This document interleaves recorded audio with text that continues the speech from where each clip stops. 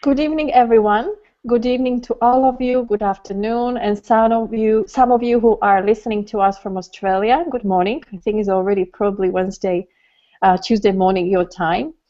My name is Bea Benkova. I'm the founder of the Global Institute for Extraordinary Women, and I'm very happy to welcome you at our special global webinar that we called "How to Build an Authentic and Unstoppable Brand." I know this is a topic that is inspiring a lot of us, especially the women who are up for big games in life and we want to make a difference. And the question is really always we ask, how do I create a brand that's fully me, that's authentic, but that's also making an impact in the society? So first of all, I would like to just say a few words about the Global Institute so you know where you found yourself. We are a global education and collaboration platform for extraordinary women, and GIFEW was really founded to grow and educate women to co-create together a constellation of extraordinary women. And I'm very happy that I have today with me two very, very special friends. I have to say they're my very dear friends, but they're also an amazing transformation leaders and experts. The first one is Andrea Paddington. Andrea, welcome. Thank you. Andrea is dialing from Monaco in France, and we have then Vic Marai from Canada. Vic, hello, welcome. Hello. Thank you for being with us today. And before we proceed and we start this, I found a very critical and important topic. I wanted to welcome also everyone who is on the webinar. Now, I know I don't know you all personally, and I haven't met all of you at the same time, but I can already say that who is registered at this webinar listening to us is like a lot of countries in the world, so it's truly a global webinar. We have women who are listening to us from Spain, from Portugal, from Germany, from Belgium, from Nice, from Lithuania, from Slovakia, from Czech Republic, from Finland, and it's not only European Union. We also have Uganda and South Africa, but also we have Iceland, Canada, US, and also Australia. So welcome everyone, and thank you for giving us your time and inquiring in this what I think and feel is a very important conversation for us. I think there are more and more people who are awakening and wanting to make a true impact in the society and communities they care about. And we do find that the conversation inquiry about how to build an authentic and unstoppable brand is a very important one. So I would love our experts, Andrea and Vic, to lead this conversation. I'm going to hold the space. If you have questions, please prepare them as we are broadcasting. We're going to have half an hour in the end to answer all your questions. And then we're also going to share with you practical ways you can start growing and creating your unstoppable and authentic brand. So wait till the end so you can find out more details. So Andrea, thank you very much, and over to you.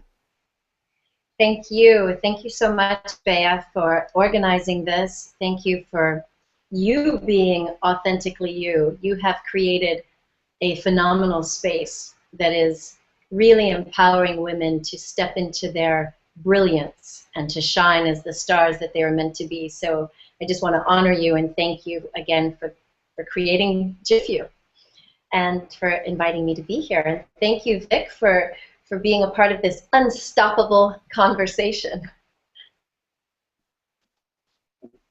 So I thought I would start us off by just really exploring this concept of branding and what it means specifically to create an authentic brand.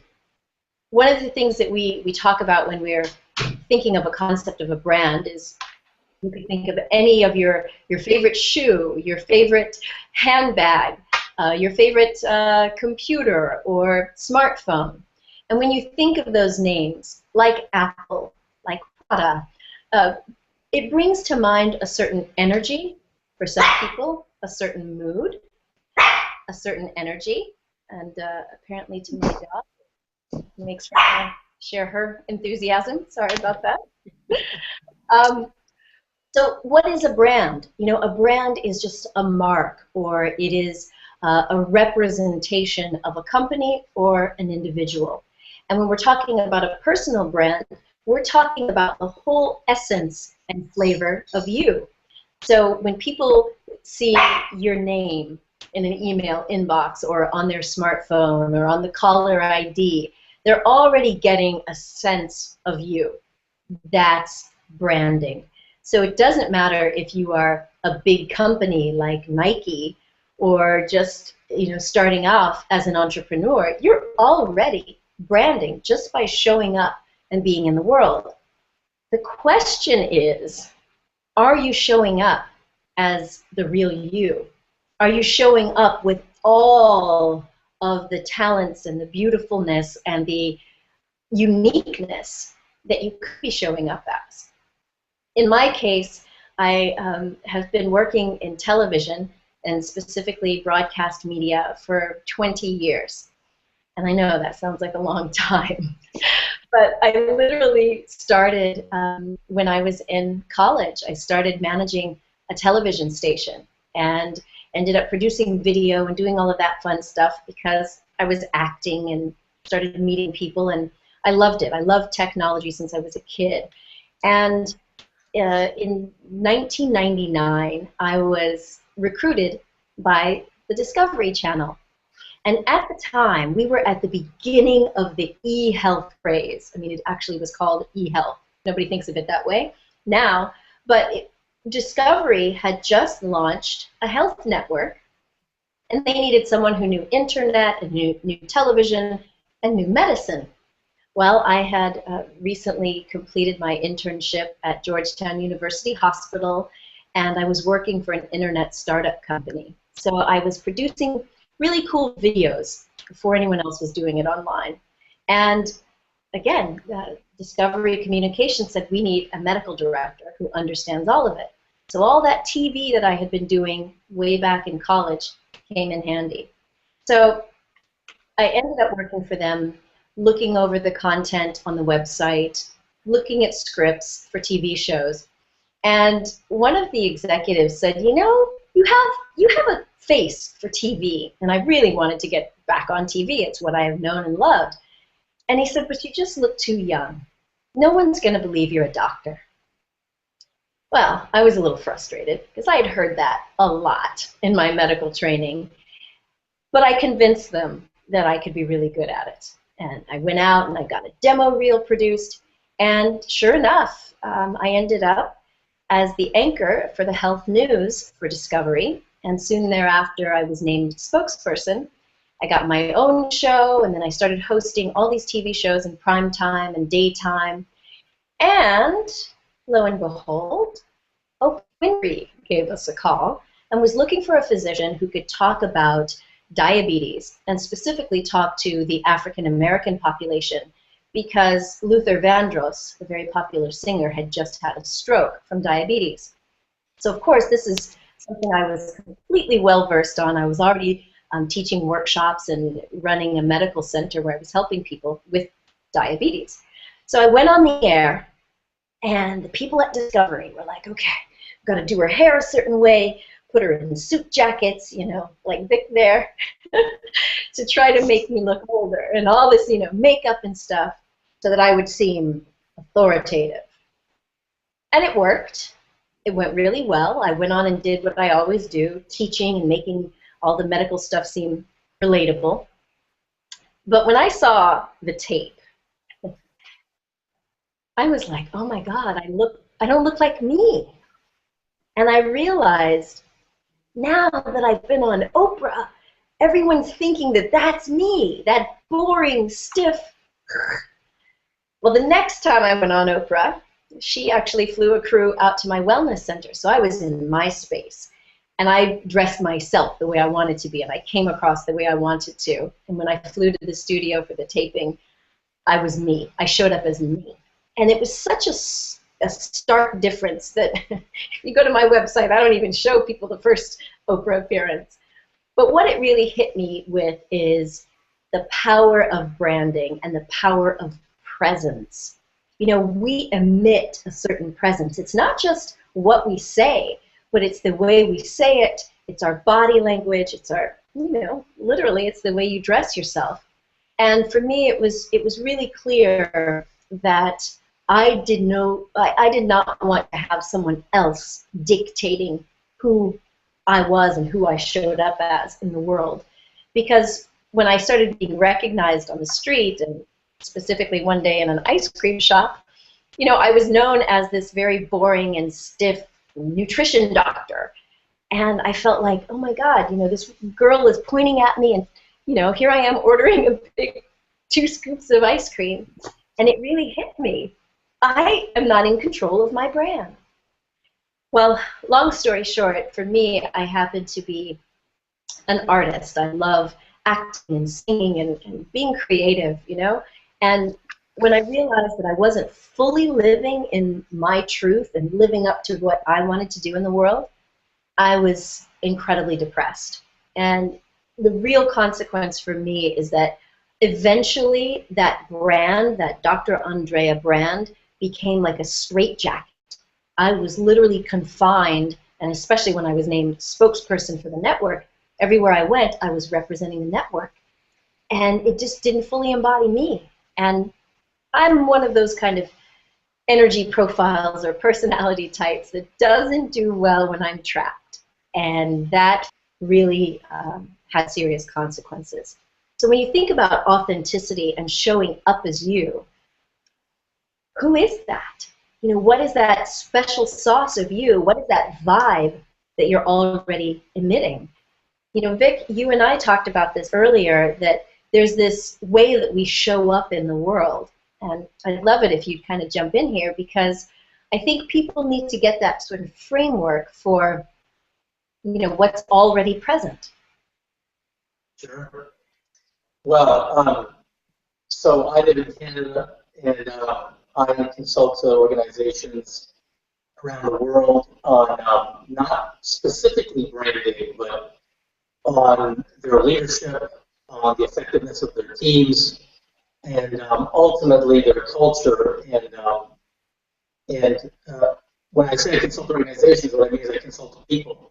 And so all of my training is really around having people discover, using Andrea's terms, who they really are, and the way they're showing up is often not who they really are.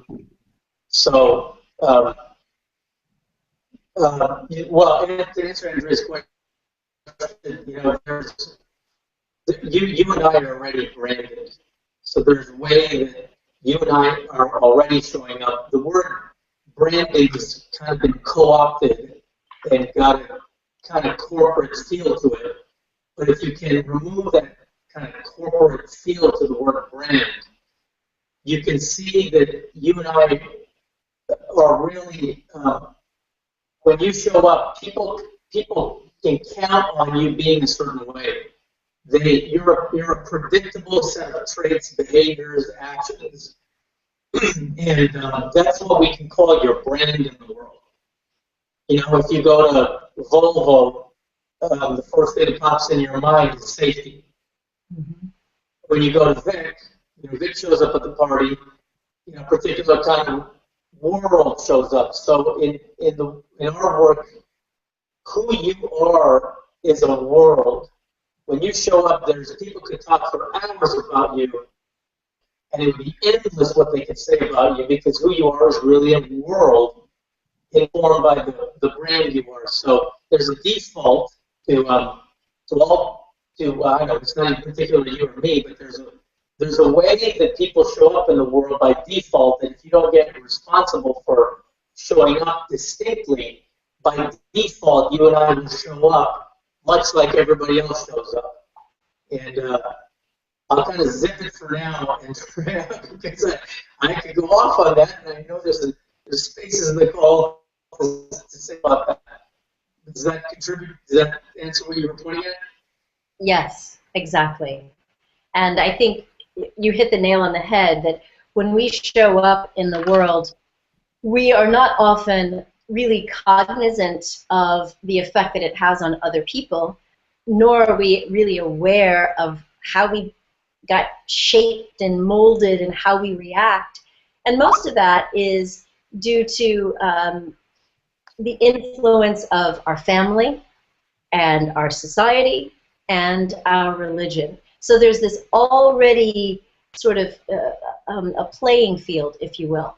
So when we start to talk about an authentic brand, what we're talking about is really tapping into who you are as an individual. What are your strengths? What is your personality? What are these core values that you really stand for in the world, so that we come to recognize and associate your name with the flavor that you bring, with the energy that you emit, with the vibe that you transmit. And, you know, as I said, in my case, not being authentic had serious consequences for me, in so much that I literally was miserably depressed, and it didn't matter that I had the great career and the expense account, and I was on TV and, you know, in so many magazines, and really starting to tour all over the world speaking. I wasn't fulfilled because I wasn't being true to me, and I wasn't emitting all of my creativity in my own way. So there are plenty of people that wouldn't bother them, until you get to some sort of a turning point in your life when you realize, wait a minute, I can't live my life for anyone else. And the other consequences of not being authentic means that you're missing out. And the world is missing out on really tapping into the brilliance that you represent. So this is one of those things I want you to think about. If you could just really show up in the world as just you. No mask, no pretending, no trying to fit in, no worrying about if people are going to accept your words or accept your concepts, but just truly feeling comfortable. I want you to just imagine what that would be like. For many of my clients, it's hard for them. So I get that. And I get that when we've been conditioned for years and years to try to fit in, it can feel a little weird. And, you know, people are sort of looking over their shoulder to just make sure that they're still being accepted. Because, after all, you know, we humans are pack animals. We're literally wired in our brains to seek attachment and community. But how much more amazing would your relationships be if you got to just show up as you? Not apologizing, you know, not having to weasel anything out, but just truly being you. That's the possibility that we're talking about. Yeah. Isn't it great? And Andrea, I think it's very interesting. Well, I know it's true what you're saying, because you and I resonate, and we've seen it working with people everywhere. But I think the conversation for a lot of us and the question is like, who is me? Because I think what's important for all of us to just imagine that when we are born, you know, we bring a specific view of life. We are born. We are then conditioned, or you can say shaped, by what we became to believe we needed to do, and what the truth was, and how the world was, through our parents, our families. So we take on, you know, what we bring to the world, and that we take on the conditioning and what I said, the program from our parents, and the beliefs and everything, and also then the conditioning of a country and the society and the nation we are in. So I think we are growing up in all of these conditioning that is telling us that we came to believe is us. And there comes to a moment when we say, oh, this is not me, is what I came to believe and what I was told I have to be, or what I thought I have to be successful and admired and safe and loved. But that's not me. But I think the question for all of us is then, who is me? And how do you know that what you think is you is really you? What would you say? Because I think that's a lot of people say, yeah, that's me.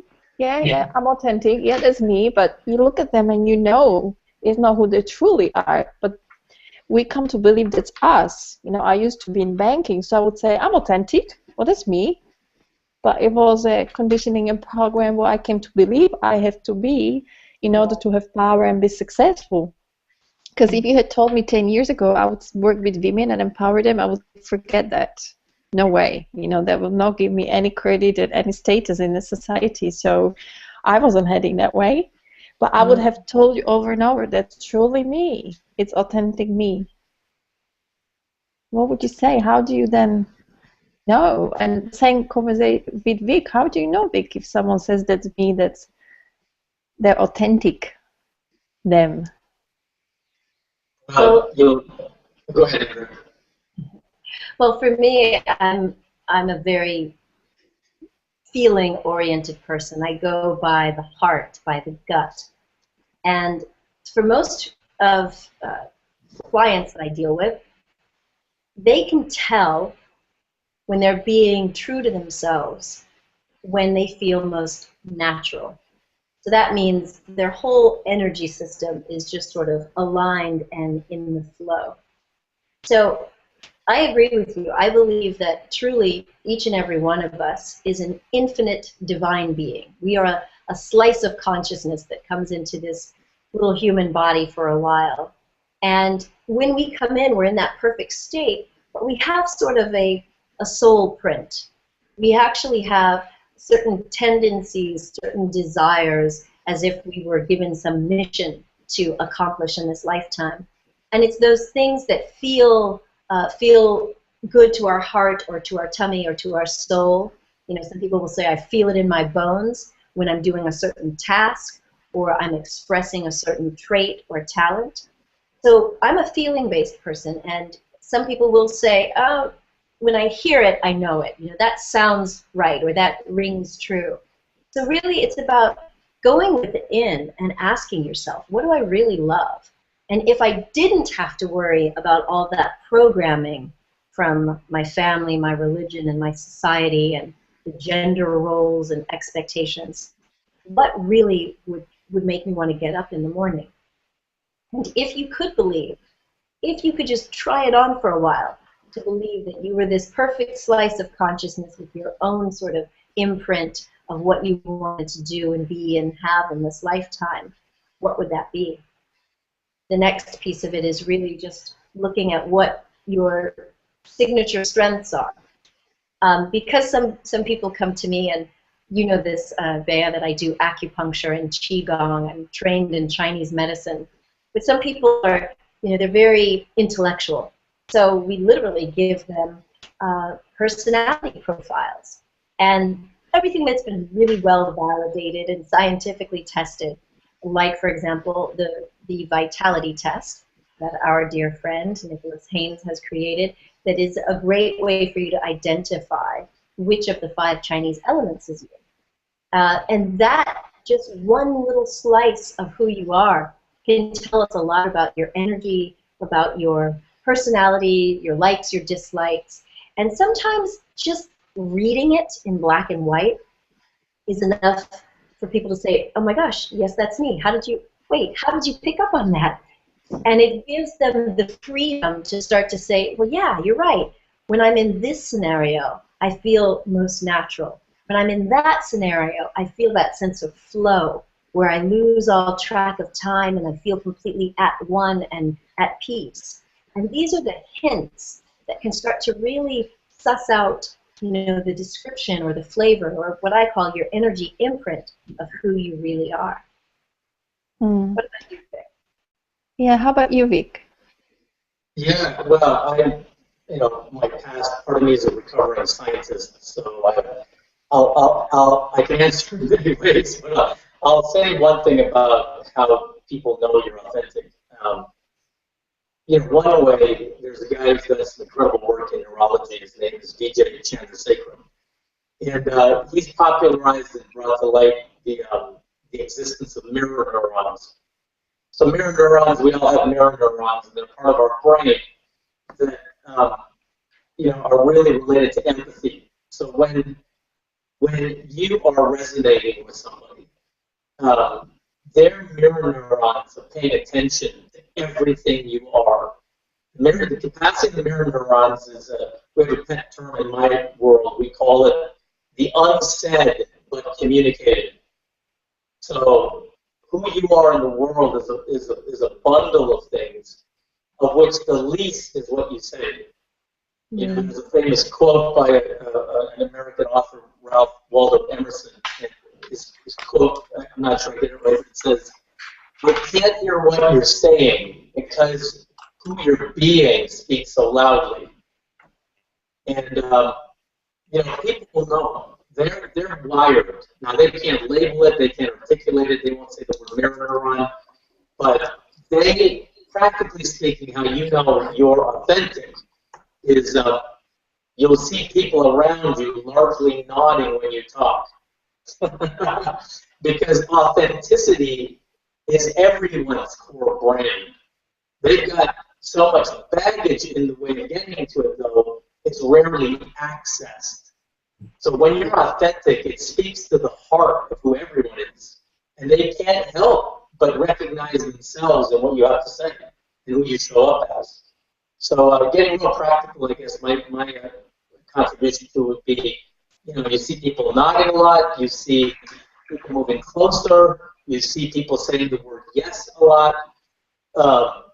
You know, practically speaking, you'll see people offering you more opportunities to continue the conversation, explore with them. You know, their guard lets down. You know, it's very uncommon. It's very uncommon, but you know it when you see it. So that's what I have to say about that. Mm-hmm. Yeah, and I would also say that in my experience, authentic brand is a creation. What we would say in our language is not the default. It's not something we are brought up with and then grown up with. Unless I think you have parents that are very, very conscious, and you have the environment that is absent of fear and high level. That from the very early on, they growing you up saying who are you and what's important for you, and you know, what are your talents and gifts. That's very, very seldom.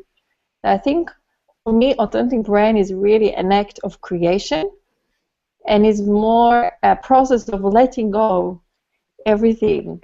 I think you almost like inquiring who you are really, you know, letting go what you believed you have to be, or letting go of your fears or what you thought you were going to be successful. And then in my experience, we get to a space where you can create with all the elements that are who you are. And it's like a cake, you know, what are the ingredients that create your unique you? Because I think, Andrea, I remember we were talking about this earlier, is there is a positive benefit of being authentic, but there is also there is an impact of not being authentic. And we shared that earlier, that we already show up in the world where we show up, so we already have an identity and a brand. But I think a lot of people, we don't realize how much we pay and what it costs us not to have an authentic brand. Did you experience that in your life as well, Vic? I know Andrea shared. Like, what's the impact of having a brand or being not authentic in the world? I don't think a lot of people see us generally. It's not something that's talked about. You know, it's talked about benefit of branding, but what's the impact of not being authentic in life?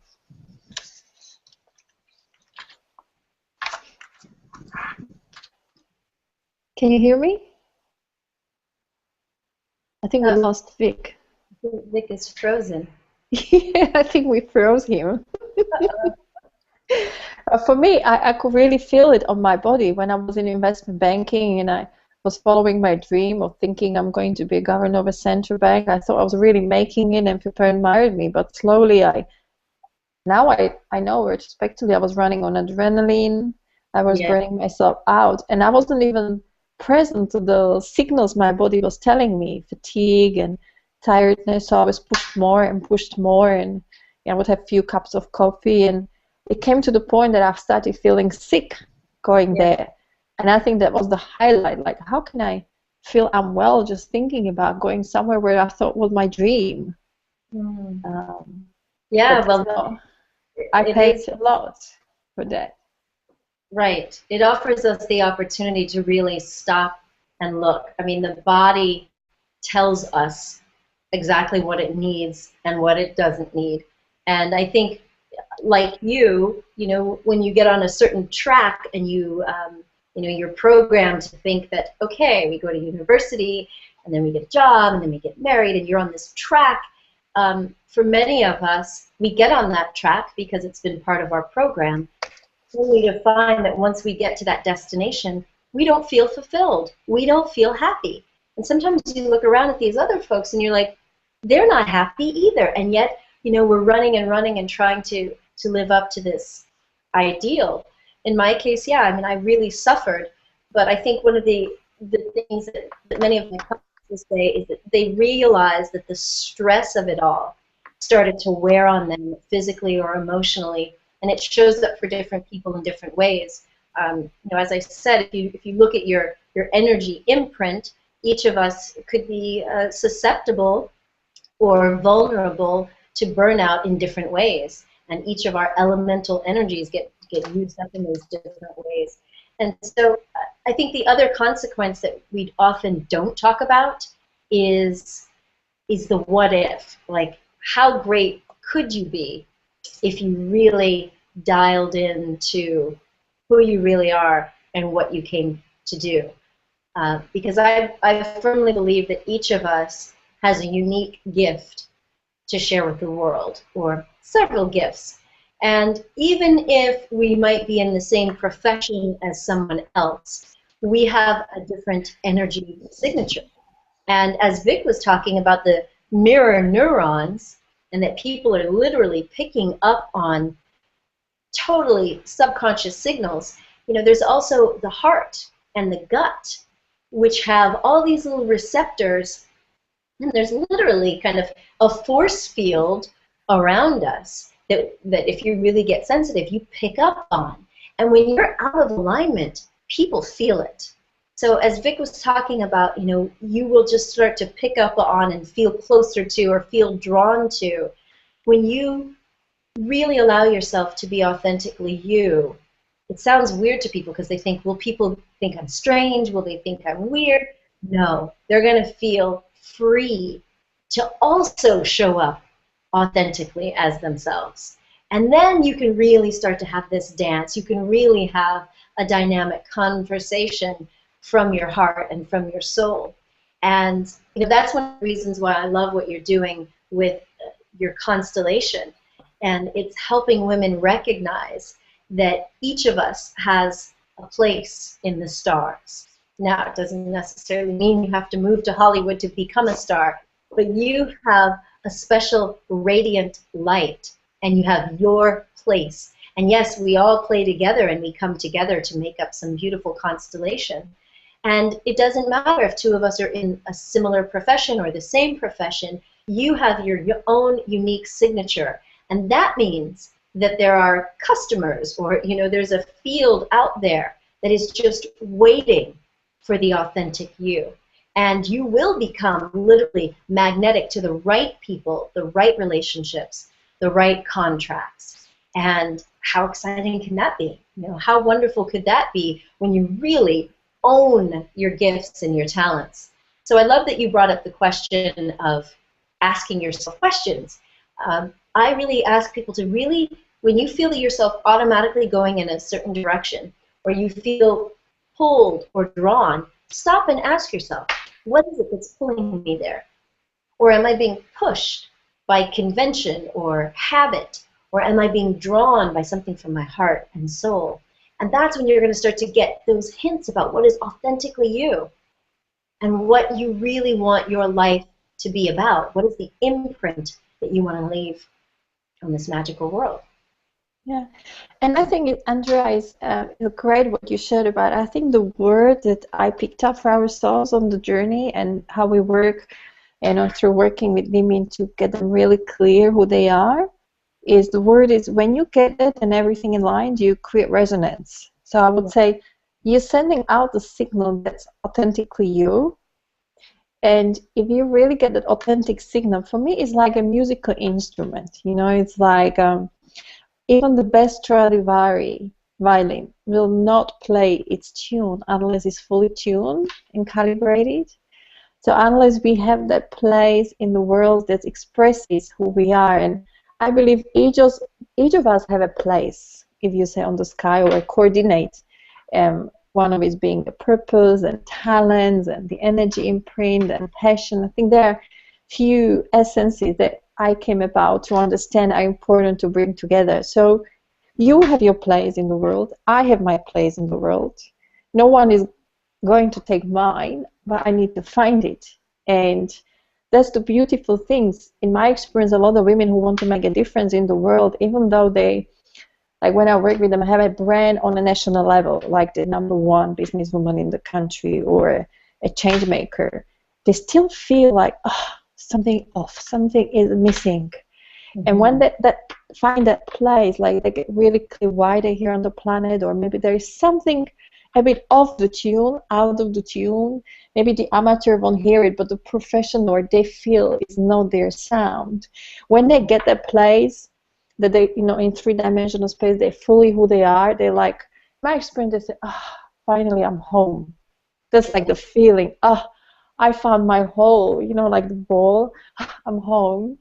But then I found the benefit is that when they share with the world and play with the world, it creates such an amazing, powerful resonance. Yes. That they actually feel they accomplish more, or more is happening in their life, but they move less. It's counterintuitive, but it's almost like they generate a vortex. But if they're in the authentic place that belongs to them, then the right people come and the right opportunities come. And it's like the other way around.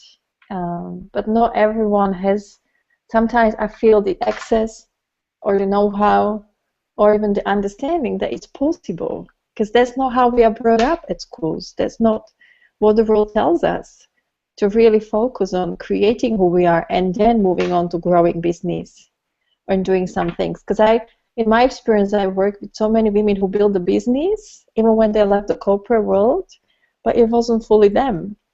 So then they ended up with this big company that was also making them a bit more happy than the corporate world or maybe the previous career, but they still had the hobbies on the side. Yeah. And the hobbies were where they were truly happy and truly like in bliss. What would you say? Did you experience that as well? Absolutely. And I feel like people, when they allow themselves to explore and get a feel for it, that's like the first step. So that you can sense, what would it feel like if I were in better balance? And I had definitely the same experience with that feeling of, I am home. Yeah. When I'm doing my thing and doing it my way, I'm home. And you know, for me, it took a little while for me to sort of try on my authentic, you know, weird flavor of Andrea. But just like when I met you, there was this instant recognition that we were speaking the same language, that we were resonating at the same frequency. And again, I find that when you try it on and you recognize that people are actually getting you, then you can start to venture out more and more and more. And little by little, you'll start to realize that you're right, the world has been waiting for the real me all along. And you open yourself up to creating more and being more. And you know, right now I'm working on a book about longevity.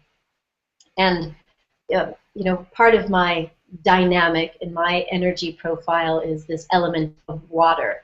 And we water types tend to be thinking about sustainability and looking to the future. And as I'm working with patients, you know, up into their 80s, I get to hear their fears and their regrets. And I'm one of those kinds of people that I don't like to live with the feeling of regret. I hate it. So I'm always thinking, if I don't act right now, will I regret it? You know, if I don't fully express this, am I going to feel that weight of regret? And so as you look at the rest of your life, that's another way to get at this question. What would you regret not having done or not having tried? If you think that you could just go for the rest of your career kind of fitting in, kind of being mediocre, If that's okay for you, okay. But if you're having that sneaking suspicion that, no, I know if I just had the right opportunity and the training, I could be more, I could have more, I could express more, then that's another way to open yourself up to really getting in touch with who you are authentically.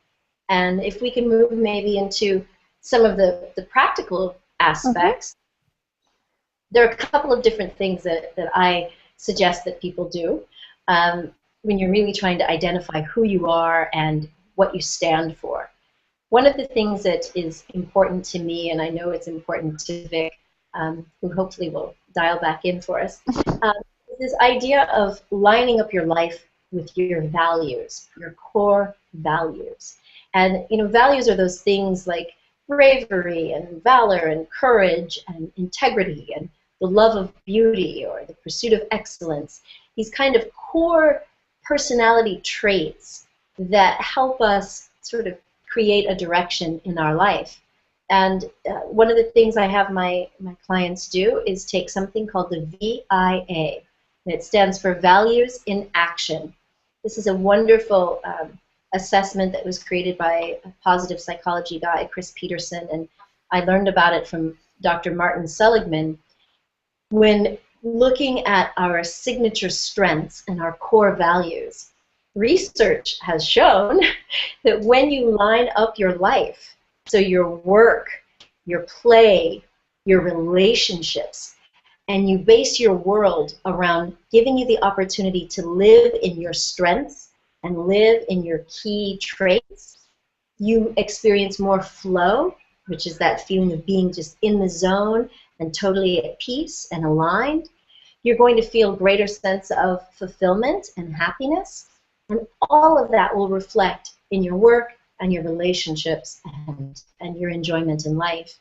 So I would encourage folks to really consider doing that. It's called the VIA, Values in Action.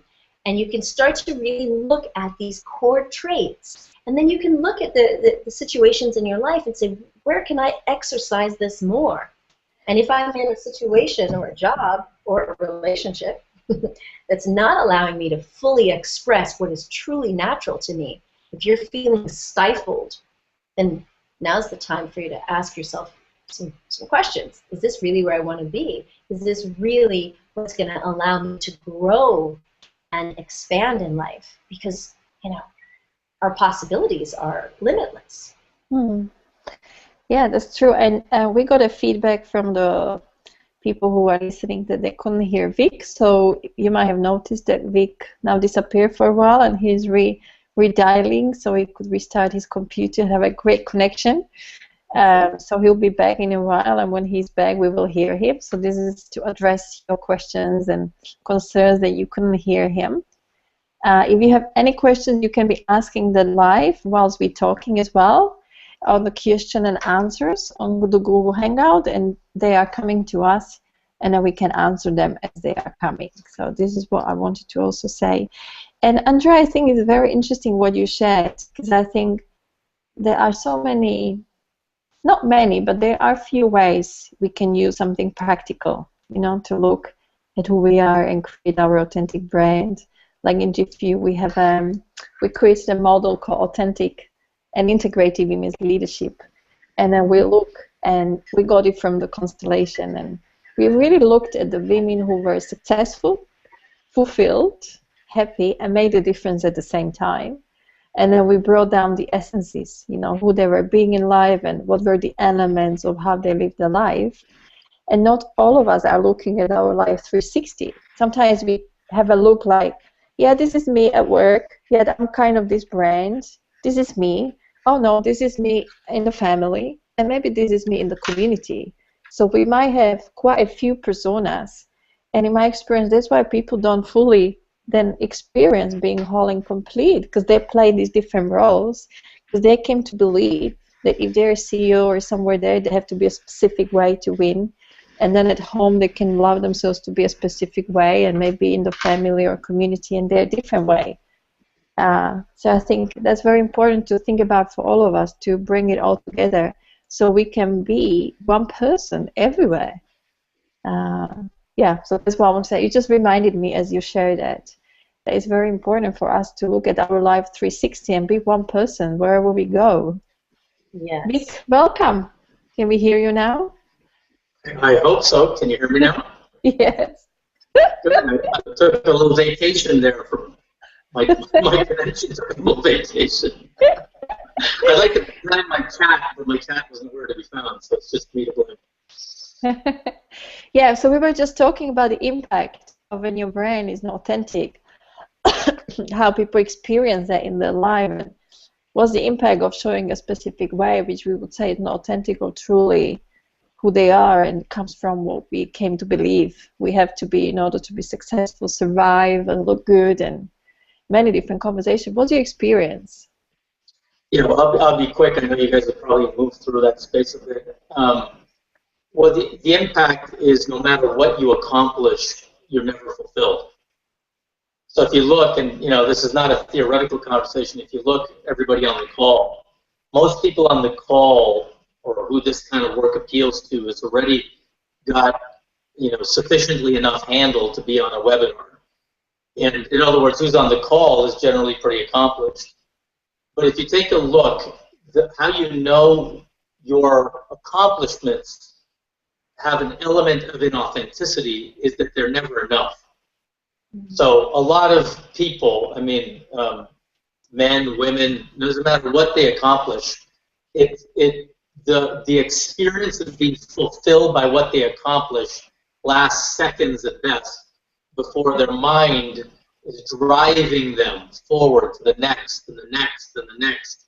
And all of that, from the space we're talking about, is from an inauthenticity. If I don't produce results in life, I'm nobody, or I'm not as good as so-and-so, like that. And that ties into what Bea, you and Andrea were talking about, the conditioning of humanity we all grew up inside of, to be a particular somebody. Look at so-and-so on TV, or whatever, whoever happens to be in your environment that is the top dog. If you're not them, you're not somebody, and then we stay driven like that. So the experience is very, lack of satisfaction, lack of fulfillment, the experience of being overwhelmed, overworked, frazzled, and ultimately the experience of never making it, like a donkey chasing a carrot in front of it. Now, I don't know if that's that way for everybody, but I'm really being straight about it. Somewhere or another, people have the experience like that if they're coming from an inauthentic place. Yeah. Anything you would like to add, Andrea, to what Vic said? Yes, that was certainly my experience. For me, I was, fulfilling everything I needed to fulfill in my job, and specifically when I was representing the TV network, and I had then opened up a wellness center. And from the outside looking in, it looked like I had everything that anyone would ever want, that anyone on that path, would be seeking, with multiple degrees and all of that sort of stuff, and all the money and everything that you would want. But I was not fulfilled. And for me, there were two pieces to that. One piece was certainly that I was chasing after something that couldn't fulfill me. But the reason I was chasing it wasn't, just because of my programming from society. I also had a sort of family influence, always looking for that attention and that, approval from my father. And one of the things that he stressed in our family very early on was education and, always getting good grades. And for me, that eventually got shifted into just achievement in every sense of the word, not just getting the A's, but, getting degrees and certificates and accolades. And then I realized that we were having a conversation about my work, and he just asked me, why don't you go work for a hospital? And I thought, oh, wow, he doesn't really get who I am and what's really important to me. And no matter how many more millions I make, or accolades I get, it'll never be enough. And it was that aha that really struck me and said, no, I'm not any longer going to, do this track to get the approval of my family, this track to get the approval of the American medical establishment. And then I was doing music on the side to try to fulfill myself. And to something that you said, Bea, earlier, I eventually decided, no, there's not a different Andrea over here and Dr. Andrea there, and no, there's one Drea. And in fact, if anybody knows me personally, that's what they'll see everywhere, my websites and all that. There's one Drea. There's just one of me. And I wear a lot of hats, but it's one authentic me. So no matter where I show up, from this, at that point forward, I said, from this point forward, I'm showing up as me. And again, getting to that consequence, for me, I knew that the price I was paying was just too high. And little by little, lo and behold, the rest of the outside world started to line up with that. I started attracting relationships and people and contracts and living, in the south of France and working in Monaco, all because I decided to resonate my authentic, true self. And that's what branding can be at its best. It's a very conscious and deliberate process, not because you're trying to create something magical that people will buy, out of trickery, but by being truly conscious to who you are, so that when you show up in life or at work, whatever that work is, it's not going to feel like this laborious task where you're completely unintegrated. You're out of alignment and wearing a mask over here and a mask over there. It's about being fully aligned, integrated, and true to you. Yeah. Well, thank you for sharing your personal story, because we also got a question from Petra from Prague, and she would love to know our personal stories of how we built our authentic brand. And I think that building or creation comes from realizing that who we are is not authentic and getting the impact. How about you, Vic? What was the Vic like, the one who then you distinguished was not authentic? What would we see? What kind of a Vic would we see? And what was the aha moment for you when you got that was not who you are?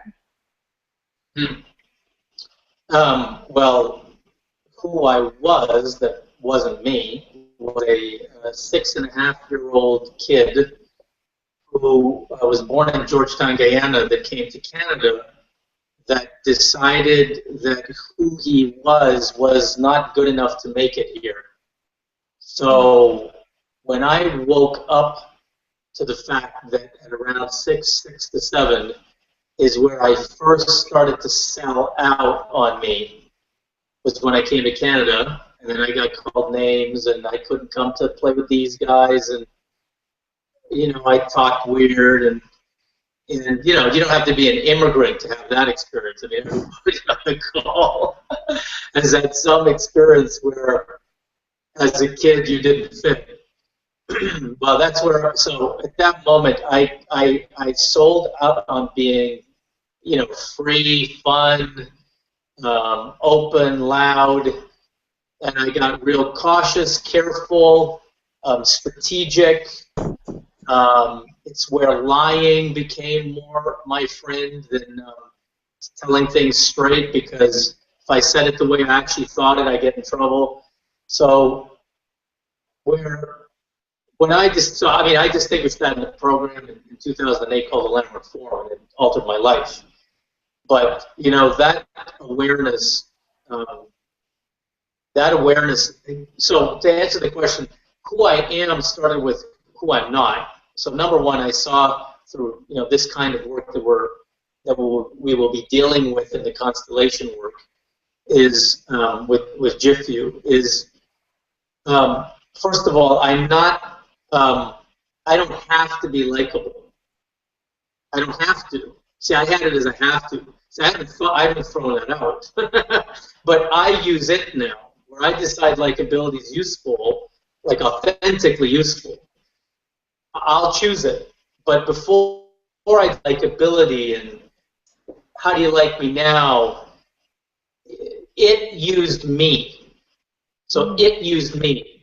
And then when I was a kid, you know, my parents fought, and I didn't like that, and I created a way of being, I didn't want to be vulnerable to that. So I became really strong as a man, as a boy, that later as a man became strong, which I don't know if you know this in men, but strong is code for emotionally unavailable.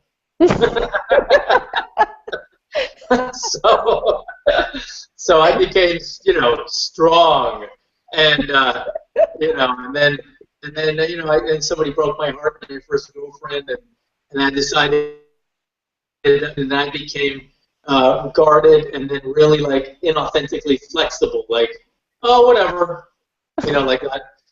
So, you know, that kind of work got me to see what I built to try and survive life that I carried forward as an adult into my career, unseen blind spot. That when I saw it, I got a choice to not be that.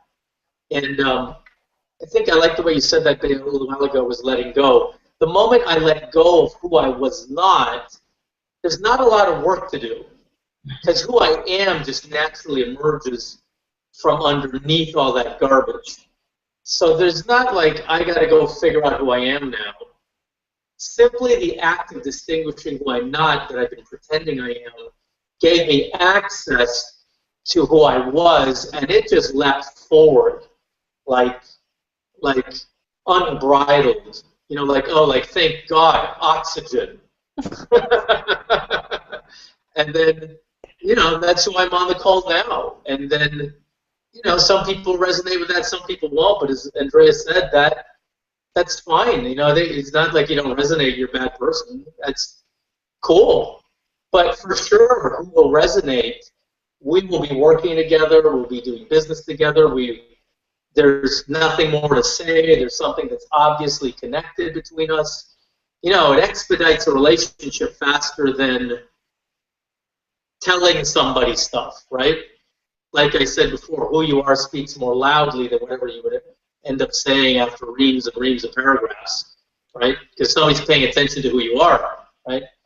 Anyway, that's a little bit about who I wasn't, and my brand is always being expressed when I distinguish who I'm not. Yeah. Well, thank you for sharing. And Debbie Engelman says, "Good one, Vic." You might know her, or you might not, but she said that was a good chair. That means people can understand you and hear you, Vic. Thank you, Debbie. And before we move to the next stage of the promise of the webinar, being unstoppable, I also share my personal story, because I think then the unstoppable emerged from that. So my moment came through, despite doing a lot of training and personal development, which was, I think, making me more productive and less stressful inside being inauthentic. So I still stayed in the investment banking, but doing a lot of personal work, development, I took it to be more productive, more successful, and less stressed. So I found that very beneficial, but still didn't get me to the core if you really look at it. And then my moment came when, in 2005, I remember it just like right now. I'm in the hospital on the oncology department with my mom, who just finally retired from her business and was so happy for 2 months that finally she had the time to do everything she was postponing to do all her life because of the business. And here she is, and the doctor is giving her the diagnosis. And it was ovarian cancer. And I just remember I was sitting with her, and she just started crying. And the sentence she said at that time is something I will never forget. She says, "Why now, when finally I have time to live my life?" You know, she was 2 months in the bliss that finally, after she did the landmark forum, she retired. So that was the big breakthrough. And I was with her there, and I just felt like my heart was physically breaking. And she had ovarian cancer. She was always the one who wore the trousers, and she was the responsible godmother of everyone. Very successful in what she did. So that's how I was brought up: success and status and everything. And I remember looking at her and I'm thinking, wow, do I want to be 60 and ask the same question? Number one. And I got like, and then the question was, if I had 1 year to live my life, would I be doing this? Like, really? And I think it's sometimes not, I was getting the signals, but I wasn't hearing them. And sometimes until you really have to face someone you dear love, mortality, that you're not actually getting the urgency. Like, there is no one day someday. We live our life like one day someday will arrive and I will get to do everything I love, but until then, let me build my career and doing something else. And I got with my mom, there is no one day someday. It may never arrive. The past is gone. The future might not happen. And the only thing we have is now. And so I got the urgency, and I really wanted to heal her. And I thought, oh, let's work on her. But what people said then to me, well, you two are connected. So if you want her to be happy, you need to be happy. If you want her to have a fulfilled life, you need to be fulfilled. So the mirror turned to me in a way that I had to do very, very fast. And I remember this time when Jan, my husband, called my job when I was at work, and he said, honey, it's time to resign. And I'm like, resign from all these like bills. I couldn't breathe. Like I understood it on like here, but I couldn't get it. And I said to him, like, my automatic machinery said, oh, well, yeah, I need something to finish here like 3 more months. And I remember his voice on the phone. He said, honey, you are using all your masters and all your positions as crutches. And I remember at that moment I hung up on him. How dare you tell me I have crutches? And, but I remember when I hung up, I thought, well, when I go to network and in the city and reception, what do I say? My name is Bea, and I studied here, and I work here.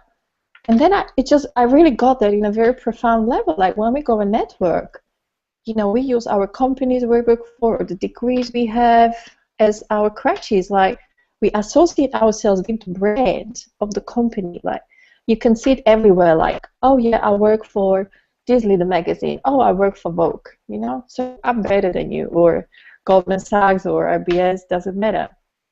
So I got to myself, oh my God, he was right. And the question I asked myself, if I'm none of this, like if I went to a reception and said none of my degrees, none of my positions ever, what am I going to say? Like, who am I? And I got like, I have no idea.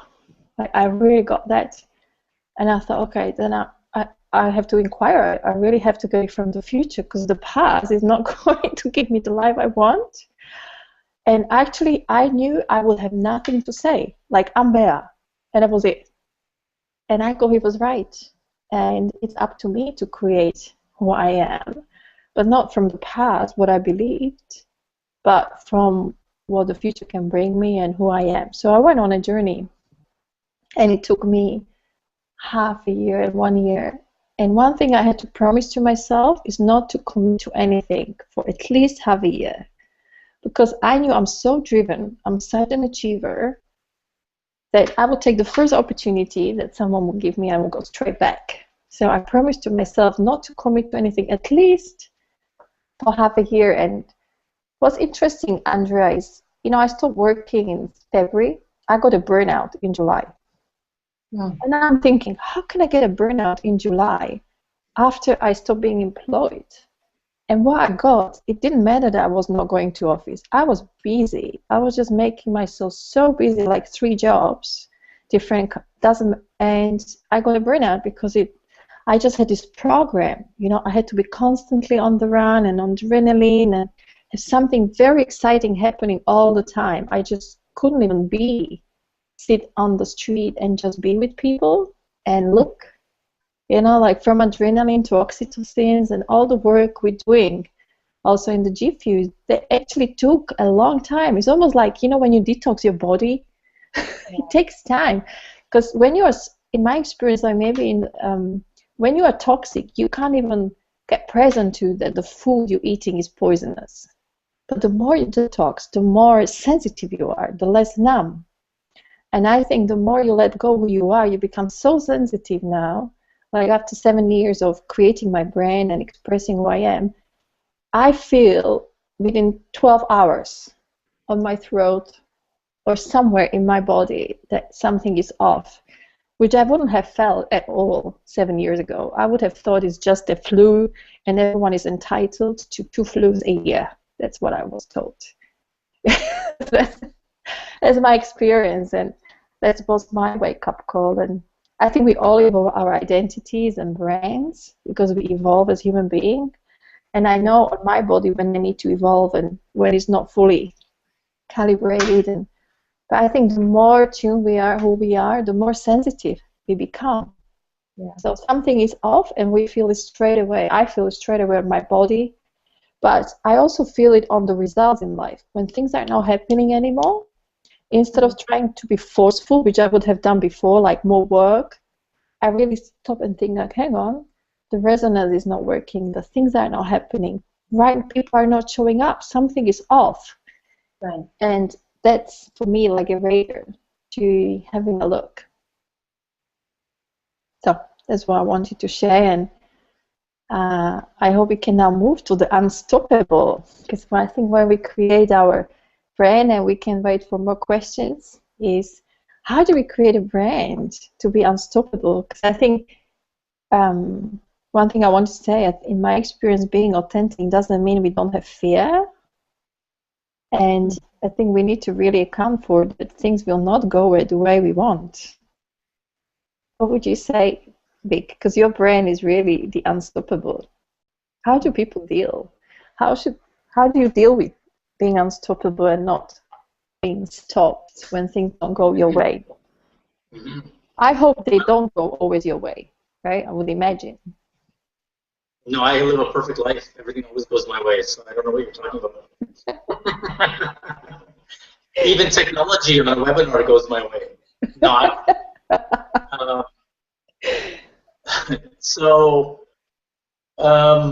yeah, unstoppable. So the way, in the context of a brand, right, like authentically unstoppable. So unstoppable, the way we're creating it is I think what has people stop is that somehow I think the way we all kind of grow up is that fear, feelings of anxiety or concern, you and I have to kind of resist all that, kind of get over it and get positive. Mm-hmm. And in the work that we're talking about in GIFEW and the constellation work, I'm not a big fan of positivity. Because, let me qualify that, okay? What I mean is, see, being unstoppable means I don't have to get over being negative.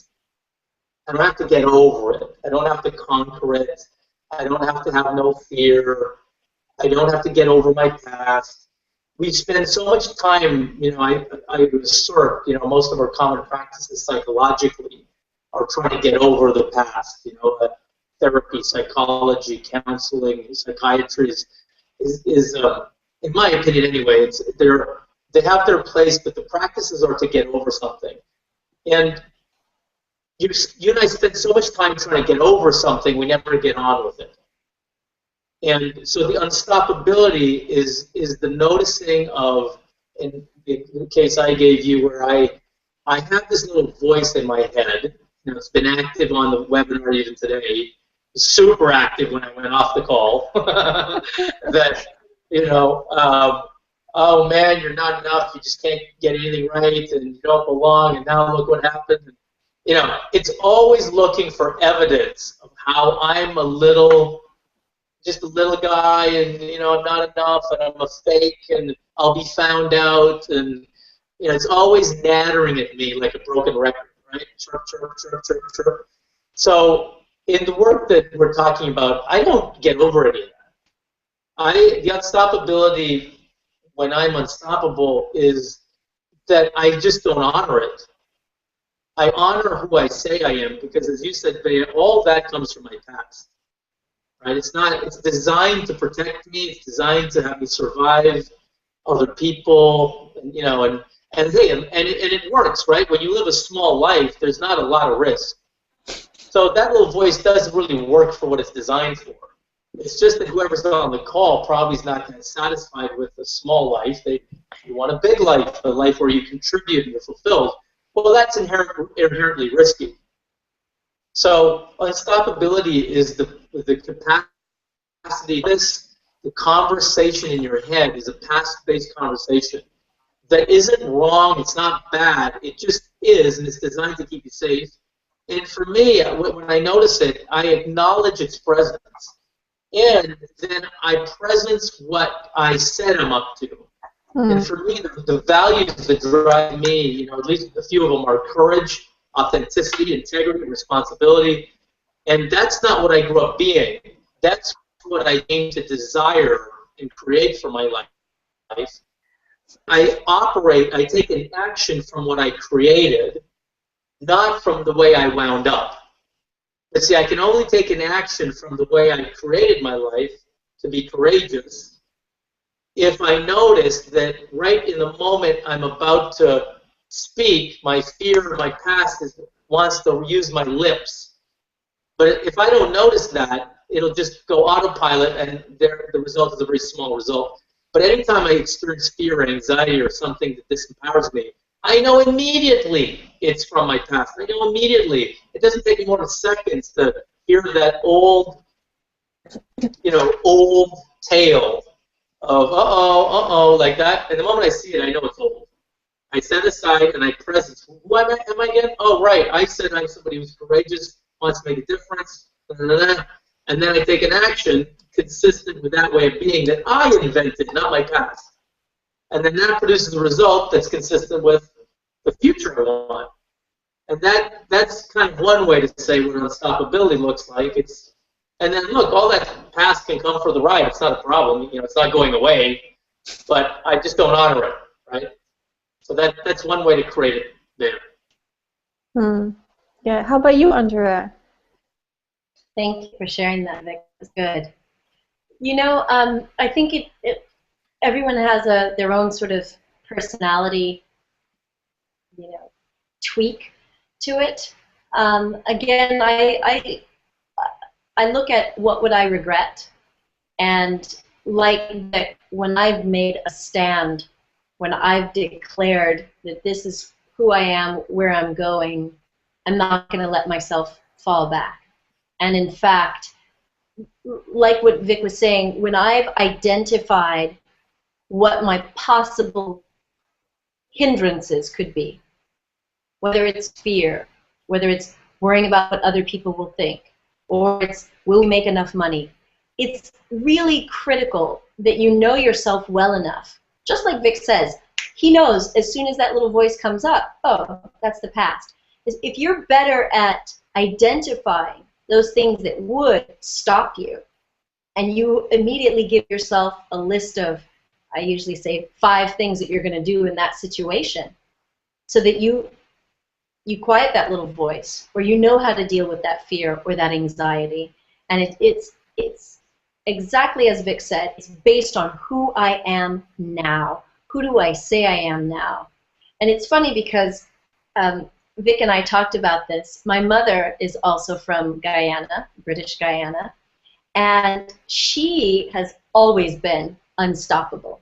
And I think I learned some of it from her. She grew up, in a society that was very tied to England. She grew up in England, and during that very Victorian era, there were certain expectations of what a woman could and could not do. But my mother, for whatever reason, she's a feisty little thing, and she is little. She's only 5'1". She decided that she was going to go and study in England, and she was going to become a nurse. And when she moved to America, and she heard these doctors speaking to nurses just really terrible, how doctors can be, she decided to go to medical school. So I grew up with this model of a woman who was very feisty. She went out and she went after what she wanted. And so I think I had that model in there, even though I did certainly go down the conformity path. But once I really got clear on this is who I am and I'm going to do it, then I'm one of those people that's very into holding myself to my commitments. So your first commitment is to yourself, to be authentic to you. And like you, Bea, when you get in touch with your body and you know those little signals and you honor it, and the other stuff, you cut it off. Yeah, and I agree fully, with what you share, Andrea, and what you share, Vic. And what I would love to add is also another element, and I think it's consistent. In my experience, the more you are who you say you are, the more you enroll or train and create the environment around you, and you attract the people who are resonant with who you are. So then it's much easier to be unstoppable or, like keep going, because you have that, what we say, a field that vibrates who you are, is aligned with who you are, that also demands and call you for who you are. I know sometimes, when I just want to, can't be bothered, and my husband says, honey, that's not who you are, and I sometimes feel like killing him. But I know he's a structure for who I am, or I'm really clear. I went to Andrea and Vic saying, you know what, blah, blah, I'm not going to do this. I'm really 100% clear. You said that's not who you are. You're not this small person, blah, blah. Get on with your life. And I think it's like a muscle. It can't be surprising when we are building muscle for 30 years that when we start communicating who we are and acting consistent with the authentic one. For me, when I first was supposed to say my brand and say what I stand for, I felt like I couldn't even say it. It was like walking, like a baby walk. And then I noticed people resonate and they started referring to me that way. And I got if I'm just consistent and just keep doing, acting and producing results and being who I am, it's almost like this whole world started being in alignment who I was saying, and no one pretty much remembers the old one.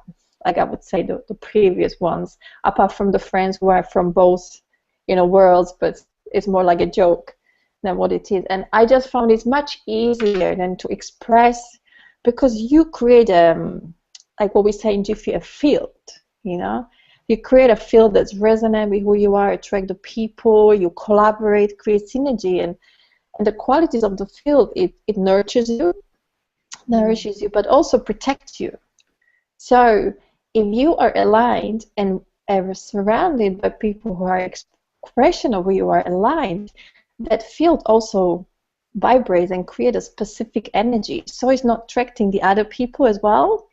And also your new identity or your authentic identity is like a muscle, After 10 and 20 years, it's going to be much stronger. So you don't have to practice it as much. And it's much easier than to express yourself and what would have been for me 10 years ago. Of course, until we move to the next spiral, right? And then it's the next level of taking risk. And I know when I'm not scared enough, I'm playing a small game. Like last year was difficult for me. After 7 years, I became comfortable and I became complacent. Like, it was working. And then all of a sudden, things started breaking down. But with the hindsight, I already knew, something is off. But it was time to upgrade because I wasn't scared enough. It was just become, all routine and easy. So I know for myself, if there is no fear present, I'm not playing big. I'm just like kind of being okay where I am, but it's not very courageous because acting is taking action. Courage for me is taking action in the presence of fear. So no fear, no risk, and nothing great being created. I had to accept for myself that, if I play big and want to make a difference, the fear will be with me all the time. And it's okay. Like Rick said, instead of resisting, it's just being with it and having conversation like, okay, what am I afraid and where is that coming from? And is that really true? And usually just kind of disappears.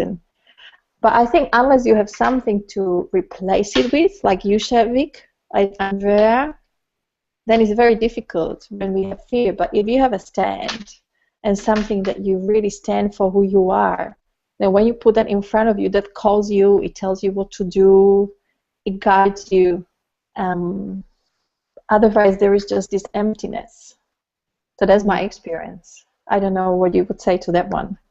But for me, there's like nothing else to do. Like, what else would I be doing? Even though it's scary. Yeah, I could say just a little bit about that. I love what you said about being scared. If you're not scared, you're not up to something. And and look, you're going to be scared anyway. Like, human beings, we're scared anyway. It's kind of how we are. Scared of what people think. Scared how I compare to that good-looking guy over there. Oh, they're tucking my tummy or whatever, right? You're not going to be scared. So fear's going to happen anyway. So if you don't design that you're scared for something worth being scared for, you'll spend your life scared for something not worth you being scared for. So, what I'm worth being scared for is how do I have two boys, 6 and 9. I mean, how I don't know how to do dad. I don't have a handbook. But so I'm scared about letting go of the inherited conversations my dad and my mom gave me and actually stepping out and what does it look like to have my child discover who they are without my interference? Well, that's damn scary because I want to control and monitor, and so I'm not talking about some big deal like scared about stepping in front of a train. I mean, but see, that for me, that's worth being scared about. It's worth me figuring out how to let my child live his own life and let go of my stuff. And I don't know how to do it yet. I'm not perfect at it, but I'm always in that, and it breathes life into me. That kind of scare. Yeah, I can get that. How about you, Andrea? I agree. I agree that when you've got the fear, as long as I have something that inspires me. When you talk about having something that you stand for that's worth the fear, for me the way that translates is as inspiration. What would wake me up in the morning, or in my case at 4 o'clock in the morning, just totally excited, totally pumped to start my day. And if I don't have that sort of enthusiasm, then that means my spirit isn't engaged. And for me, if my spirit is not engaged, I'm not going to be at my best, and the activity is not going to be sustainable. So I don't mind the fear, but again, one of my key signature strengths is courage and bravery. I'm one of the water types that is almost fearless. I do crazy things that other people might consider crazy once I've weighed up all the risks. But for me, I knew that I really wanted to make sure that my time meant something to this world. I've always had that sort of feeling, even when I was a kid, that I wanted my life to stand for something and to mean something. And I think part of that is what led me to go into medicine instead of performing arts, because I thought that medicine was more meaningful. And of course, you and I both know that music is so transformative, and a great film or a great book can also transform us. And, traditional medicine, not so much. But it's about really making sure that my heart and my soul is engaged. And then it's like Vic said, it's worth the fear. I'm going to just, work through that and move forward. And I'll just share one last thing. My mom, I shared about her earlier. She is now 82 years old. And this little feisty woman is really starting to slow down and not moving like she used to. And I was really feeling sad for her, thinking, oh my gosh, I'm not doing enough. Maybe I need to take her out or take her on a trip. And she said something to me. She said, I have lived a full life. I have done exactly what I wanted to do, traveling the world, dating who I wanted to, pursuing a career that I loved, and dancing till 4 a.m. She said, I've lived a good life. Don't feel bad for me. Regrets. Oh, I get goosebumps. Like, how many people can actually say that? I really dig that. And What a that's really, difference compared to my mom, isn't it? It's like two different. that's the Oh, kind of life I want to live, and that's the kind of legacy I want to leave for my daughter. It's to say, live your passion, leave your mark, enjoy your life, and be authentically you. Because after that, who knows what happens to you? yeah. You may be back, but you won't be in the same body in the same life. Yes. Well, thank you, Andrea. Thank you. And we do have one more question, but I also know that some of you are asking about, how you can take this practical and how you can work on creating an authentic and unstoppable brand. So some of you already know we have a special mentoring constellation program that we're opening in April together with all the mentors for women leaders, women who are up for making a difference, for change makers. And it's going to start in April. It's 9 months, and it's specifically designed to really take our technology and education for express who you truly are, finding your place, or we say special space in the sky, your coordinates, as we would say. I don't know whether you can see my slides. Andrea, you can tell me because I now started sharing the screen.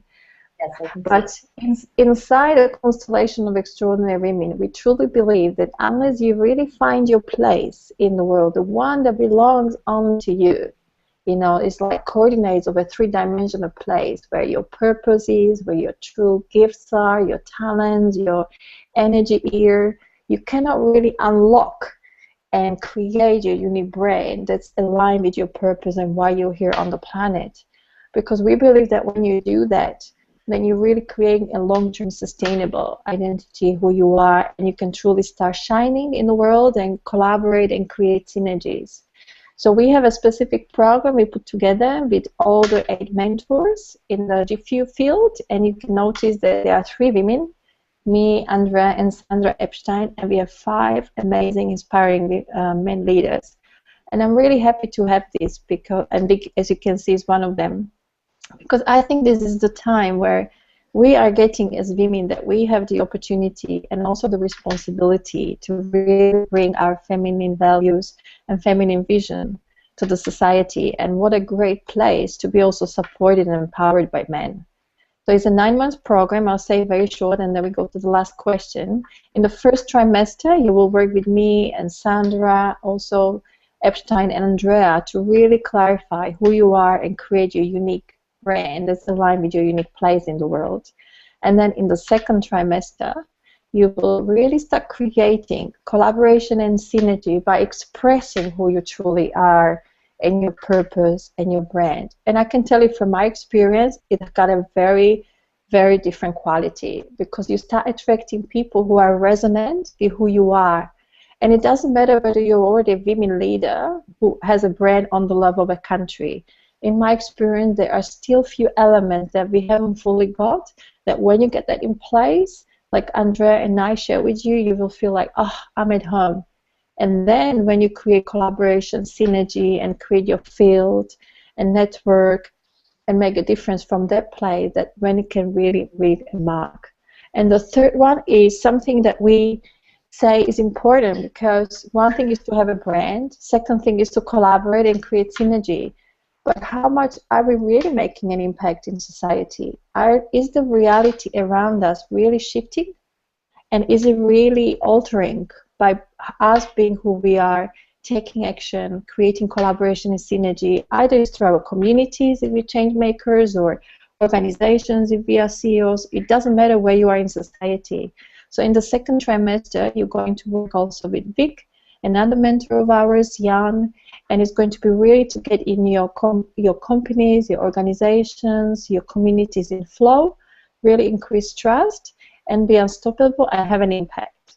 So if you are interested in that, you will find information about our mentoring program on our landing page on the www.gifew.org, or you can connect with me personally and we can have a conversation. It's an application process. It's going to be 16 women only from all around the world. So if this resonates with you and you're interested, please just connect with us and we can take it forward. So this is what I wanted to share with you. And this is our last question we have from Agatha. And this is for you and Vic as well, and Andrea. And the question is, how often can you change the brand name before it loses its original value? So that's interesting. I really am curious how Andrea would respond to it, and Vic, how you would respond to it.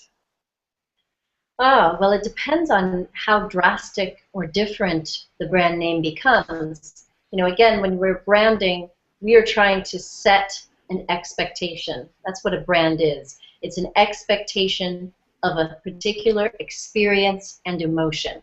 So when we see a brand like Haagen-Dazs ice cream, we instantly have an expectation of the experience that that will bring us or an emotion. So if you change your brand name, it's going to create a different energy or resonance. So if it isn't tied to your personal name, you're going to end up basically doing rebranding every time. Every time you change that name, it's as if you need to relaunch your whole brand strategy. So you will lose effectiveness, and people will start to assume that you are just scattered, that you're not grounded or firmly rooted in who you really are. So I would recommend that you sort of take your time before you even come up with your brand name. Yeah, I got my specific input into that, being me, but I would love to hear Vic. What would your response be to this question? And then we also have a question from Debbie Engelman. I will read that later. Thank you, Debbie. But Vic, what would you say? How often can you change the brand name before it loses its original value? Like how often would you change Unstoppable? Well, what kind of building off of what Andrea said, there was a few of us in Unstoppable, but really, I mean, this conversation we're in is about branding you as a human being, right? Yeah. So Unstoppable is heard underneath Vic. So Unstoppable is an expression, a brand expression of who I am. So what I would say is it's really who I am that is immutable. That's never really, I ain't going to change who I am. I mean, it's, well, let me put it this way. I'm not going to stop being authentic or trying to be authentic and integrous and responsible and so on. So, and I wouldn't pretend to be an expert on this, but my assertion would be that because Unstoppable is linked with my way of being in the world, that depending on how crazy I change it, we at Unstoppable probably wouldn't take much of a hit because that's an expression of me. I'm not an expression of Unstoppable. So I don't know if that's the right answer, but that's what I would have to say.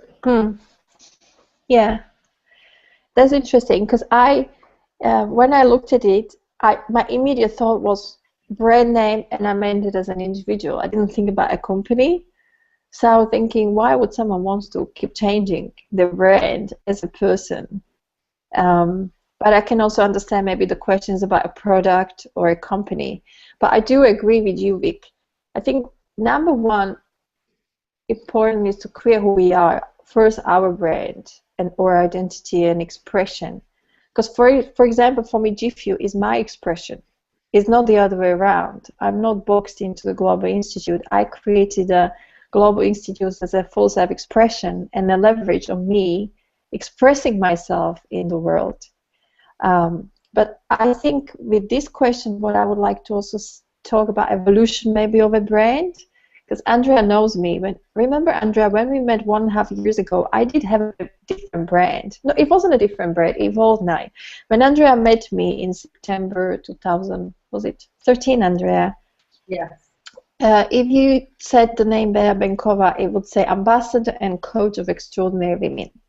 So that's what I created in 2007 after I left investment banking. And where I was coming from is I knew I wanted to make a difference to women and fulfill my potential, make an impact.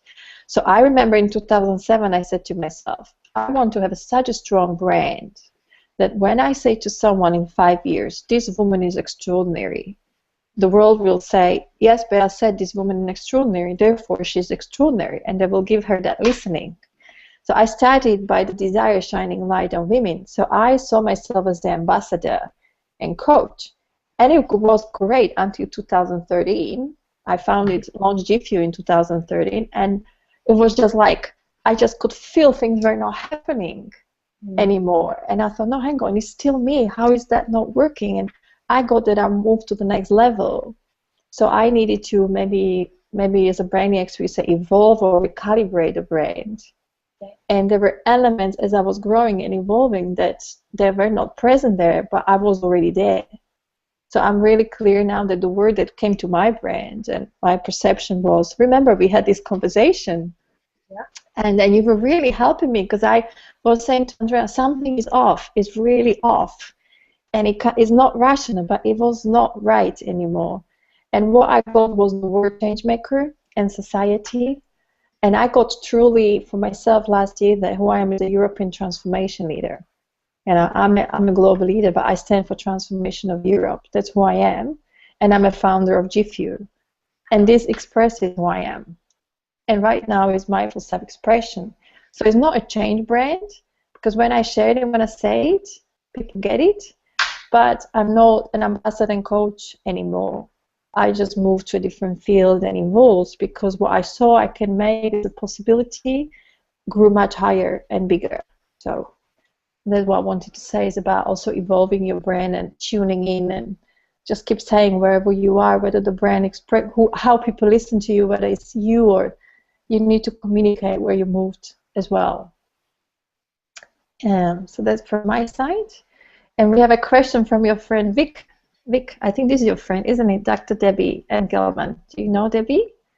Why do I feel? Oh, sorry. All right, good. Sorry. So this is Andrea's friend. So some individuals are highly intuitive, and they often become informationally overloaded. I am one.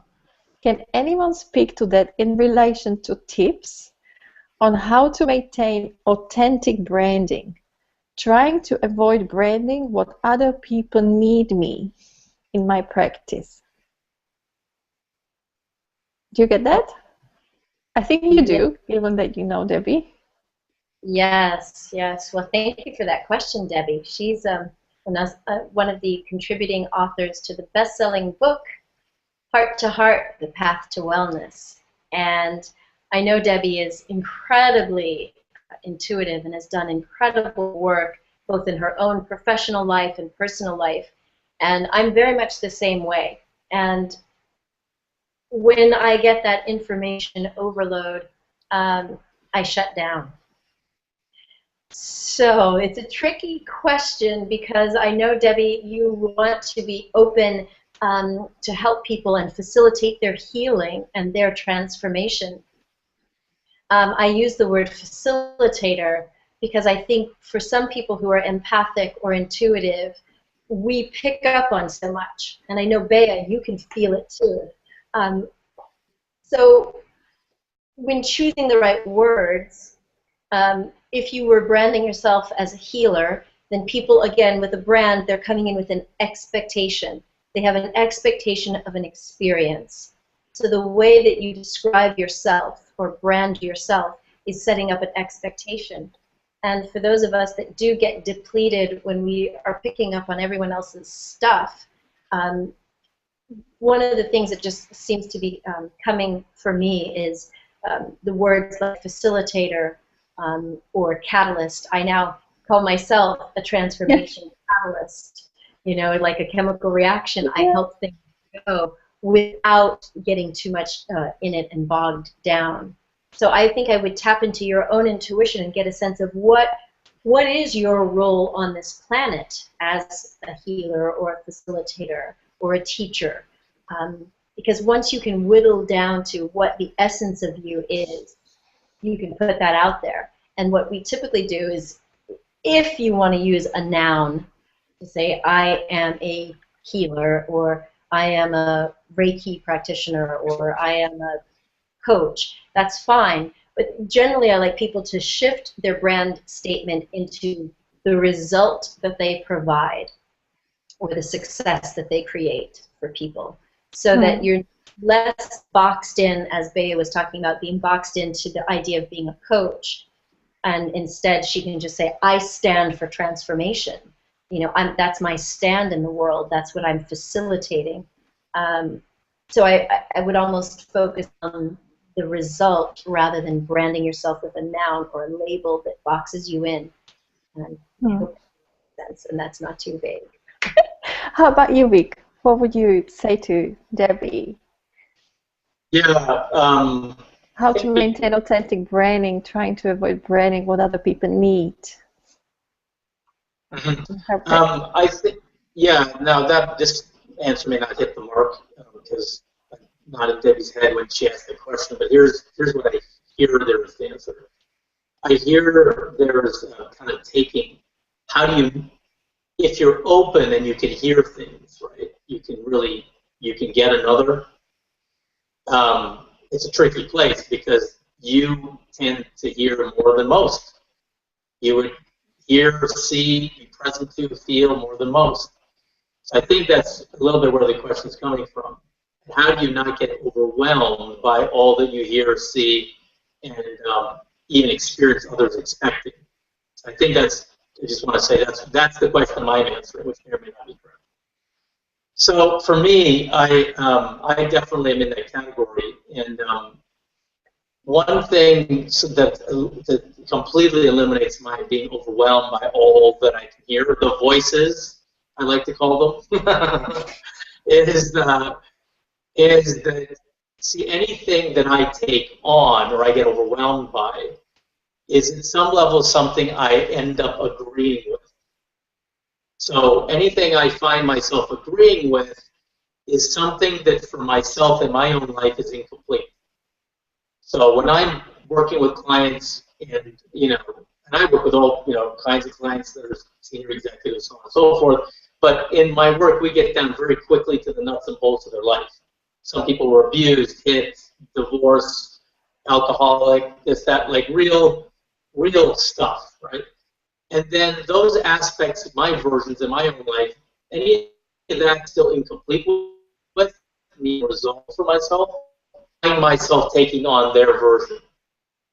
So one answer to that question is, particularly practitioners like that, very empathetic, is if something's been like not complete for you, you'll find yourself gravitating towards an agreement with who you're working with, and then you will take that home with you and wear it. And it overwhelms over time. So that's one of my answers. Yeah, I can get that. And I would just add to Debbie, and I think Andrea will agree with me, I hope. I think when you are like really in that place and you're clear about the direction in your life and what we say who you are, in my experience also energetic. Like I know when I'm fully calibrated in the right place, I'm so clear, and I'm not even getting the distraction, the noises. Like it's silent, it's clear, and the signals that come are in resonance and alignment. And when, on the other hand, it starts getting noisier, is when I actually not clear. And what I would say when I'm not fully calibrated or something is really off and I move from the place that belongs to me and I'm not like in my home, fully aligned with my purpose, my legacy, I'm not on track. Because I've seen it with myself and a lot of women who've done our program. When they get clear and really in resonance and alignment, it's like everything shifts in their life to align to them. It's very funny. They just say like things just lining up. And this also is going to explain, Renee sent as a question from London. I think it's a question to me. She says, Bea, how did you work out that you had moved to a different field? And how did you recalibrate? So this is going to be very short from my place. It was last year in January. I continued what I had been doing the year before and had great results. In January 2030, like no results. Like never ever had this experience. Like 10, 20 yeses. You go yes, people agree, yes, and they all disappeared. Like someone erased them. And if I had been in my identity before, I would say, oh, I have to work more and put more work. But I became very alert, and my team became very alert. They said something is off, something is out of resonance, because it's so not you not to have this occurring in your life and have this occurring in your life. To the point where I say, you stop doing anything, you have to really go and rethink. And we just did the minimum that we had to do, and I just knew I had to move to the next level. But I also got fog. But I understood as a visionary, someone who is in evolutionary space, that when I get a fog, it's not wrong. It's not like I'm stupid or not good enough. Like, how can you be visionary and have a fog? I understood, and I'm moving. I have to go down, moving to the next stage. But I also understood that I have to be with it for a while, but not to be complacent, but really go and inquire again, you know, about my future, my purpose, what do I need to share, what do I need to let go so I can move to the next stage. And it did take actually 9 months. But I wouldn't have gone in that stage fully consciously if I haven't listened to the signals. So for me to have conversation with 10 people or women, and everyone saying yes, and then within 2 weeks them disappears, like revoking or just like disappearing, for me it was such a strong signal that I really started to listen. And I can promise you, 10 years ago, I wouldn't have. I would just have gone and tried to have 10 more meetings or say, okay, my effectiveness went down, so I have to now meet 100 people. But I knew I'm not someone who needs 10 meetings to get, you know, 2 yeses. I usually need 2 meetings to have 2 yeses, and even when it goes down, so the resonance wasn't there. And Andrea knows that because she's been on the journey with me. And I think it takes trust. I think what Andrea was telling me and people around me say, just trust your path, like trust. And when it's foggy, but at the same time, I've worked on myself very hard. And I think that's the way as well, that when we understand that working on ourselves and transforming and doing inner work and applying everything that we are also doing in GIFEW, I did for myself. Because I know I'm the source, so if I don't work on myself, how can I create a space that my team grows and then our women in our field grow? So that's from my experience. I hope, Renee, I answered your question. Yeah, so I did what we do also, everyone around us, and what we do in our programs. But I think it's easier when someone can guide you than someone not. But I was lucky I had people around me who were my peers, who were my mentors. And, you know, when I met Vic, I think when I met you in July, I was kind of 2/3 there, but I wasn't fully there as well. But I think that's an important point, Bea, that when we know that there's this little hint that we could be playing a bigger game in our life, we could be serving more people or being more effective, you have to honor that. And I think that the one key element is having people around you who you can try this on with. You know, as you really start to express who you really are and what you stand for. And just like Vic was saying, you'll get that sense of resonance right back, that feedback right away. And if the people don't get you, sometimes they don't need to be in your inner circle. But when you have an inner circle that gets it, then they can support you. And when they see you playing small, we can hold you to task and help you get higher. And Bea, when you spoke to me about your brand, it was so clear to me that there was this misalignment. It was just obvious. I just didn't know how to get out of it. I know you were saying there's no you. I'm like, yeah, I don't know where else to move and how to express it. I didn't have my words for it. And you're like, no, this is what I hear and this is what I see. I'm like, okay, Andrea, I trust you. You know, okay, we work on that one. And that's why it takes these sort of conversations, and unstoppable conversations at that, so that people can really, you know, create that field of safety. And you're right, you have to trust your heart and your soul and that little nagging voice or that feeling, and then seek out the people that can help you get there, that you can bounce ideas off of. Because chances are, you're right. Your soul is right. It's been leading you to that next level all along, and yeah, we might need help along the way, but don't back down from it. Yeah, yeah, I really get it. And I think this is a great way to complete our webinar. I know that we went over time, but I do hope it was valuable. And Debbie sent a message, says, thanks everyone, great information from each of you. I am a water baby as well as Andrea. So this is from Debbie. And Rena says, yes, thank you. So I think I played myself. And so thank you very much, everyone, for listening.